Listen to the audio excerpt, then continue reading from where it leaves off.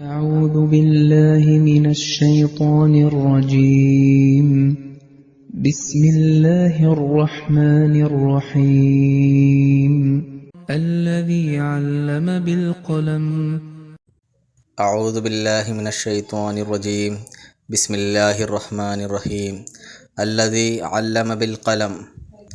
തർജുമ: പേന കൊണ്ട് പഠിപ്പിച്ചവനത്രേ അവൻ. കഴിഞ്ഞ ദർസിൽ വിശുദ്ധ ഖുർആൻ്റെ ഈ ആയത്തിനെ വിശദീകരിച്ചുകൊണ്ട് വിശുദ്ധ ഖുർആൻ്റെ പ്രത്യേകതയായ അതിൻ്റെ സംരക്ഷണത്തെക്കുറിച്ചും പ്രവചനങ്ങളിൽ ഭൂതകാലക്രിയ ഉപയോഗിക്കുന്നത് ആ നടക്കാൻ പോകുന്ന സംഭവത്തെ പരിപൂർണമായി തീർച്ചപ്പെടുത്തുവാനും ആണെന്ന് പറയുകയുണ്ടായി. തുടർന്ന് ഹസ്രത്ത് മുസ്ലിം മൗദ് റളിയല്ലാഹു തആല അൻഹു അല്ലമ ബിൽ ഖലം എന്നതിൻ്റെ മറ്റൊരർത്ഥം വിശദീകരിക്കുകയുണ്ടായി. അതായത് വിശുദ്ധ ഖുർആനിലൂടെ അറിവിൻ്റെ സാഗരം ലോകത്ത് പരക്കുന്നതാണ്. ഈ ഒരു പ്രവചനവും അല്ലമ ബിൽ ഖലം ഈ ആയത്തിൽ അടങ്ങിയിരിക്കുന്നു. അതിനാൽ ഇന്ന് ലോകത്ത് വിവിധ വിജ്ഞാന സ്രോതസ്സുകൾ, വിജ്ഞാന മേഖലകൾ നാം കാണുന്നുണ്ടോ, അവയുടെയെല്ലാം ആവിർഭാവത്തിന് ഹേതു വിശുദ്ധ ഖുർആനാകുന്നു. വിശുദ്ധ ഖുർആൻ ഇറങ്ങിയ സാഹചര്യത്തിൽ അജ്ഞതയുടെ പടുകുഴിയിൽ ആണ്ടുകിടന്ന ചരിത്രപരമായോ ശാസ്ത്രപരമായോ കർമ്മശാസ്ത്രപരമായ യാതൊരു അറിവും തന്നെ ഇല്ലാത്ത നിരക്ഷരരായിരുന്ന ജനതയായിരുന്നു അറേബ്യയിൽ ഉണ്ടായിരുന്നത്. എന്നാൽ വിശ്വാസം കൈവരിക്കാനും ഇസ്ലാം സ്വീകരിക്കാനും സൗഭാഗ്യം ലഭിച്ചതിലൂടെ അറബ് ജനതയ്ക്ക് വിശുദ്ധ ഖുർആൻ മുഖേന വിജ്ഞാനം കരസ്ഥമാക്കുന്നതിലേക്ക് ശ്രദ്ധ തിരിയുകയുണ്ടായി. അവർ വിജ്ഞാനക്കുതുകികളായി മാറി. വിശുദ്ധ ഖുർആനിലുള്ള മുൻകഴിഞ്ഞ പ്രവാചകന്മാരെക്കുറിച്ചുള്ള പരാമർശം ആദ്യകാല മുസ്ലിങ്ങളെയും പിൻതലമുറക്കാരെയും വിശുദ്ധ ഖുർആൻ്റെ സത്യസാക്ഷ്യം തെളിയിക്കുന്നതിനു വേണ്ടി ചരിത്ര ഗവേഷണത്തിലേക്ക് വഴിതെളിയിക്കുകയുണ്ടായി. അങ്ങനെ ചരിത്ര പഠനം, ചരിത്ര ഗവേഷണം തുടങ്ങിയ മേഖലയിലേക്ക് ശ്രദ്ധ തിരിയുകയുണ്ടായി. തുടർന്ന് ഹസ്രത്ത് മുസ്ലിം മൗദ് റളിയല്ലാഹു തആല അൻഹു പറയുന്നു, വിശുദ്ധ ഖുർആൻ ഇറങ്ങിയത് അറബി ഭാഷയിലാണ്. അതിനാൽ അറബികൾക്ക് ഖുർആൻ വായിക്കുക പ്രയാസകരമായ കാര്യമല്ല. എന്നാൽ ഇസ്ലാം ലോകത്ത് വ്യാപിച്ചപ്പോൾ അറബികളിലും പദപ്രയോഗങ്ങളിൽ തെറ്റുകൾ വരാൻ തുടങ്ങി. അങ്ങനെ അറബി ഗ്രാമർ ഭാഷാ പഠനം ആരംഭിക്കുകയുണ്ടായി. അറബിൽ ഇൽമെ സർഫ്, ഇൽമെ നഹു, അറബി ഭാഷാ പഠനം, അറബി വ്യാകരണ മുറകൾക്ക് ആരംഭം ഇസ്ലാമിൻ്റെ വ്യാപനത്തിനൊപ്പം തന്നെ പ്രാധാന്യം നൽകുകയും ആരംഭം കുറിക്കുകയുണ്ടായി.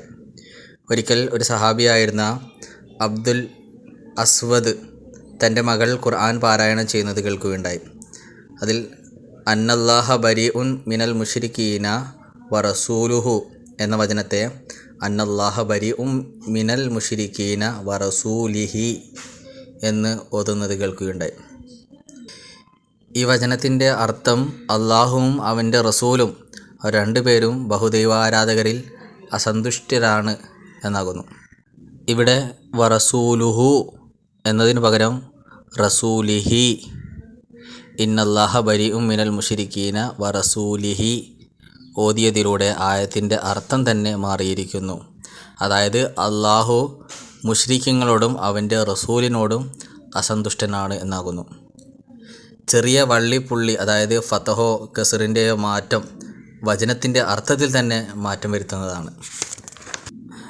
തൻ്റെ മകൾ ഈ രീതിയിൽ വിശുദ്ധ ഖുർആൻ പാരായണം ചെയ്യുന്നത് കണ്ട ആ സ്വഹാബി ഹസ്രത്ത് അലി റളിയല്ലാഹു തആല അൻഹുവിൻ്റെ അടുത്ത് പോയി തൻ്റെ ആകുലത അറിയിക്കുകയും അറബി ഭാഷയിൽ കടന്നുകൂടുന്ന തെറ്റുകളെ സംബന്ധിച്ച് ഉത്ബോധിപ്പിക്കുകയുണ്ടായി. ഹസ്രത്ത് അലി റളിയല്ലാഹു തആല അൻഹു കുതിരപ്പുറത്ത് കയറി പുറത്തു പോവുകയായിരുന്നു. ഹസ്രത്ത് അലി റളിയല്ലാഹു തആല അൻഹു കുതിരപ്പുറത്ത് നിന്ന് തന്നെ അറബി ഭാഷയിലെ നിയമാവലി, ഗ്രാമർ പറഞ്ഞു കൊടുക്കുകയുണ്ടായി. എന്നിട്ട് ഉൻഹു നഹ്വഹു ഈ പറഞ്ഞ അടിസ്ഥാനത്തിൽ ഭാഷാ നിയമാവലി തയ്യാറാക്കുക എന്ന് പറയുകയുണ്ടായി. അങ്ങനെ ഇൽമെ നഹു, ഇൽമെ സർഫ്, അറബി ഭാഷാ നിയമാവലി പ്രാബല്യത്തിൽ വരികയുണ്ടായി. ചുരുക്കി പറഞ്ഞാൽ അറബി വ്യാകരണ ഇൽമെ നഹു വിശുദ്ധ ഖുർആൻ്റെ സേവനത്തിനായിട്ടാണ് എഴുതപ്പെട്ടത്. ഇതേപോലെ വിശുദ്ധ ഖുർആൻ്റെ വിശദീകരണത്തിനായി ഇൽമെ ഫുഖ്ഹ, ഇസ്ലാമിക കർമ്മശാസ്ത്രത്തിൻ്റെ ആരംഭം ഇസ്ലാമിൻ്റെ തുടക്കത്തിൽ തന്നെ വന്നതായും കാണാം. ഇനി വിശുദ്ധ ഖുർആൻ്റെ ഭാഷാ ശൈലിയിലേക്ക് നോക്കുമ്പോൾ അതിൽ ഉപമാരൂപേണ അർത്ഥവത്തായ രീതിയിൽ കാര്യങ്ങളുടെ യാഥാർത്ഥ്യം വ്യക്തമാക്കുന്നത് കാണാം. ഉദാഹരണത്തിനായി ഹസ്രത്ത് മുസ്ലിം മൗഊദ് റളിയല്ലാഹു തആല അൻഹു ഒരു സംഭവം വിവരിക്കുകയുണ്ടായി. ഒരു വ്യക്തി വിശുദ്ധ ഖുർആനിലെ ഒരു ആയത്ത് ഉദ്ധരിച്ചുകൊണ്ട് ആരോപണം ഉയർത്തിക്കൊണ്ട് പറഞ്ഞു, സൂറ കഹഫിലെ യുരീദു അയ്യൻ കല്ല, മതിൽ വീഴാൻ തീരുമാനമെടുത്തു. അദ്ദേഹം ചോദിക്കുകയുണ്ടായി, ഇവിടെ മതിലിന് തീരുമാനമെടുക്കാൻ സാധിക്കുമോ? തീർച്ചയായുമില്ല. എന്ത് അർത്ഥശൂന്യമായ വാക്കുകളാണ് ഖുർആനിൽ ഉപയോഗിച്ചിരിക്കുന്നതെന്ന് പറയുകയുണ്ടായി. ആ മജ്ലിസിലുണ്ടായിരുന്ന പണ്ഡിതന് അതിന് ഒരു ഉത്തരവ് നൽകാൻ സാധിച്ചില്ല. അങ്ങനെ കുറച്ച് കഴിഞ്ഞപ്പോൾ ആ ആരോപണം ഉന്നയിച്ച ആൾ തൻ്റെ ജോലിക്കാരനെ വിളിച്ചുകൊണ്ട് നിങ്ങൾ രോഗിയായ എൻ്റെ സുഹൃത്തിൻ്റെ അടുത്ത് പോയി സുഖവിവരം എന്താണെന്ന് അന്വേഷിച്ച് വരിക എന്ന് പറയുകയുണ്ടായി. അങ്ങനെ ആ വ്യക്തിയുടെ ജോലിക്കാരൻ പോയി കുറച്ച് സമയത്തിന് ശേഷം തിരിച്ചു വന്ന് രോഗിയായ സുഹൃത്തിനെ സംബന്ധിച്ച് പറയുകയുണ്ടായി, യുരീദു അയ്യമൂത്തു, അദ്ദേഹം മരിക്കാനുള്ള തീരുമാനത്തിലാണ്. ഇവിടെ വിശുദ്ധ ഖുർആനെതിരിൽ ആരോപണം ഉന്നയിച്ച വ്യക്തിക്ക് തൻ്റെ ജോലിക്കാരിൽ നിന്ന് തന്നെ ഉത്തരം ലഭിക്കുകയുണ്ടായി. അതായത് മതിൽ വീഴാനുള്ള തീരുമാനമെടുത്തു. മതിലിന് തീരുമാനം എങ്ങനെ എടുക്കാൻ സാധിക്കും, അതിന് ബുദ്ധിയുണ്ടോ? ഈ ആരോപണത്തിന് അദ്ദേഹത്തിന് ഉത്തരം ലഭിക്കുകയുണ്ടായി. ഇതിനുത്തരമായി അള്ളാഹു ആരോപണം ഉന്നയിച്ച അദ്ദേഹത്തിൻ്റെ ജോലിക്കാരനിലൂടെ സംശയം ദൂരീകരിക്കുകയുണ്ടായി. യുരീദു അയ്യമൂത്ത്, അവിടെ മരിക്കാനുള്ള തീരുമാനം എടുത്ത് എന്ന് പറഞ്ഞതിലൂടെ ആ വ്യക്തിയുടെ സുഹൃത്ത് മരിക്കാറായി കിടക്കുന്നു എന്ന് ആ ജോലിക്കാരൻ പറയുകയായിരുന്നു. ചുരുക്കി പറഞ്ഞാൽ വിശുദ്ധ ഖുർആൻ ഉപമകളിലൂടെയും മറ്റും അതിൻ്റെ അർത്ഥങ്ങൾക്ക് വിശാലത നൽകുകയാണ് ചെയ്തിരിക്കുന്നത്. ഇന്ന് കവികളും മറ്റും ഇത്തരത്തിൽ തങ്ങളുടെ ഭാവനയ്ക്കായി ഉപമകൾ ഉപയോഗിക്കുന്നു, അങ്ങനെ വിശാലമായ അർത്ഥങ്ങളും നൽകുന്നു.